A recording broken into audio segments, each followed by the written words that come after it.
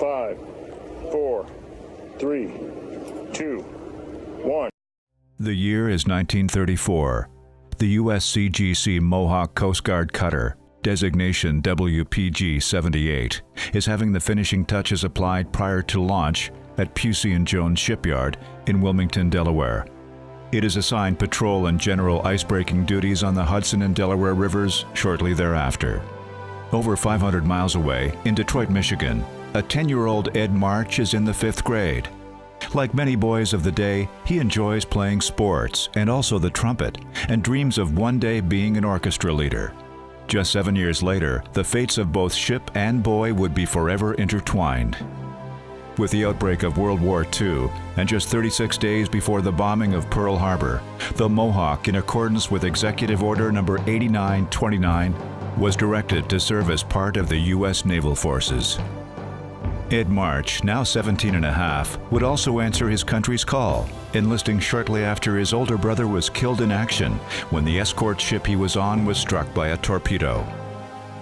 After a couple of short duties on other ships, March was transferred to the Mohawk, where his duties were wiring depth charges and serving as the ship's cook. For the next year and a half, the Mohawk was Ed's home, and as the last living crew member of the ship's military service crew, he fondly remembers the days they served together. Well, first time I saw her, I didn't like the looks of her, because it being an older boat, during World War II, I figured to start making new boats, but I found out I was very wrong because everybody was friendly.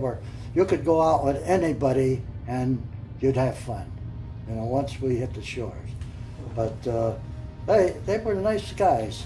We used to patrol, submarine patrol between Greenland and Iceland, and we just slumber along, and just take whatever's coming at us.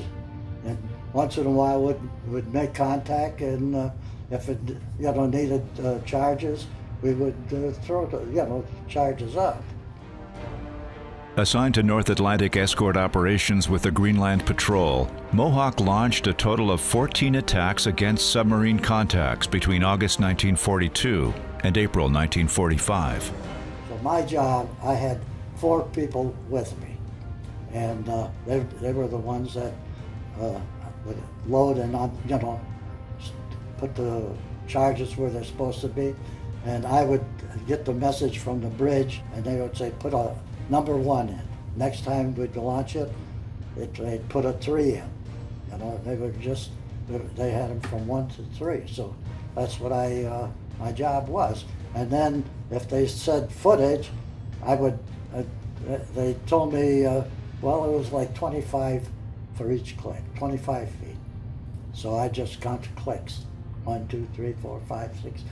That's 150 feet, Mm-hmm. And I'd call the bridge, and they would ignite it, and boom. 5th of June 1944. After confirming the weather would be clear enough to proceed, Mohawk was the last ship to radio General Dwight D. Eisenhower that the Normandy invasion, scheduled for the following morning, was a go. Shortly after the message was sent, she hit a submerged iceberg, sustaining a hole in her side. We were called to go out to help pull this ship, another cutter, off the ice. They were up on a berg. And when we pulled them off and start to go away, we hit one of these submerged bergs. You don't see them. They're there. And the hole was on the port side, right at the bow. And the hole, that was a good sized hole. You ride a motorcycle through it. Yeah, we sweat that one out, so we had to go back into Greenland through the fjords, which is a long passageway. And me being the cook, one day they had 4 guys in parkas. I mean, you'd think they were going to go live in an iceberg or something. They were standing out there with the pump airport, and this big giant comes in. I don't know if he was from Iceland, Iceland. And he come in there and he says, you got butter? And I said, what? You got butter? And he's just got a bathing suit on. ice cold out there? And I says, yeah. So I says, well, what do you want it for? Well, I didn't know. He rubbed it on and went down there. He's underwater in freezing water, and these guys are freezing out there on the deck. I couldn't believe that, you know, but we were there like a couple of months before he patched everything up, you know, and so we had to just take our time getting back to the States. Following the war, she returned to her old home port of Cape May, New Jersey. After her wartime armament was removed, she was stationed at Cape May until January 1946, when she proceeded to New York on special duty, later returning to Cape May. On the 8th of October 1947, Mohawk was ordered to be decommissioned and placed in storage at the Coast Guard Yard, where she remained until sold a year later to the Delaware Bay and River Pilots Association, where she was used as a pilot boat on the Delaware River for more than 30 years. The Mohawk then spent 15 years in a Staten Island scrapyard until she was found by Franz Butiz, then president and CEO of Mohawk's Memorial Museum. After some initial repairs, she was towed to Miami, where substantial repairs were made, and on to Key West, where she was berthed as an on-water museum. Ed March would then see his old friend again on a visit to Florida. We were in Florida on vacation. So I told my wife, I says, we're going to go down to the city and we're going to go see it. So here, it's right behind a railroad station, you know. And I pull in back and I'm driving towards the ship, and somebody come off the ship and says, you're not allowed over here. All the guns and everything was laying on the dock, you know. And I says, why can't I? I says, I served on this ship. And when I said that, the kid, he was, and smiles, the fellow, you know. And come on board.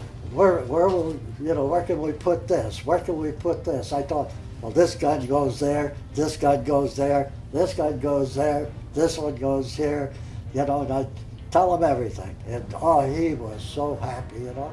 In 2012, the museum was forced to either scrap or reef the Mohawk due to a lack of funds necessary to recover her from her state of disrepair.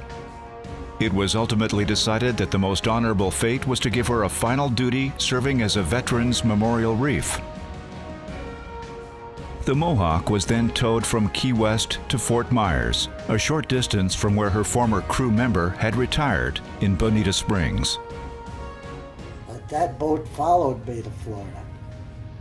You know, I knew it was in Key West.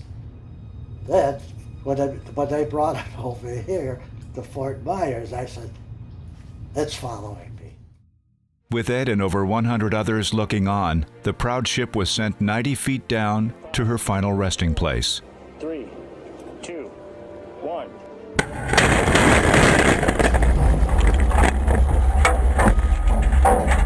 Today, both ship and sailor call Southwest Florida home. For Ed, the ship is a source of many proud memories. For the Mohawk, it is a chance to become the source of fond memories for her future visitors.